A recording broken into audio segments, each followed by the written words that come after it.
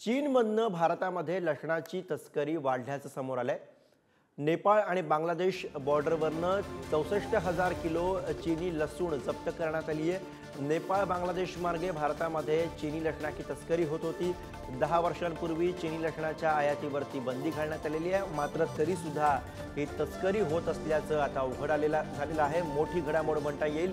चीनमधनं भारतामध्ये लसणाची तस्करी वाढलेली आहे। नेपाळ आणि बांगलादेश बॉर्डरवरनं मोठी कारवाई करण्यात आली आहे। दीपक आहेर आपले प्रतिनिधी सध्या आपल्या सोबत आहेत, त्यांच्याकडनं अधिक माहिती घेऊया। दीपक, मोठी घडामोड।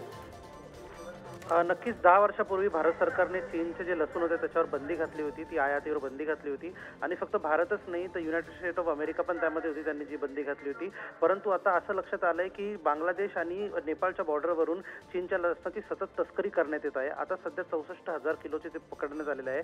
शिवाय आसामच्या सिक्का पोस्टवरही त्यांनी सीज केलेलं आहे। बॉर्डर फोर्सेस जे आहे त्यांच्याद्वारे असं कळतंय की आता मोठ्या प्रमाणात लसणासह वेगळा मालही चीनवरून जो आपण आयातीवर बंदी आणली होती तोही तस्करीच्या द्वारे भारतामध्ये आणला जात आहे, इलिगली आणला जात आहे आणि त्याच्यामुळे आता DRI ने जास्त विजिलन्स त्यांचं वाढवलं आहे आणि आता नक्की बघता येईल की नक्की कोणकोणते पदार्थ आणि कोणकोणत्या दुसऱ्या गोष्टी ज्या आपण भारताने बंदी घातली होती चीनवर 10 वर्षापूर्वी त्यांची आयात हे देशात इलिगली केली जात आहे।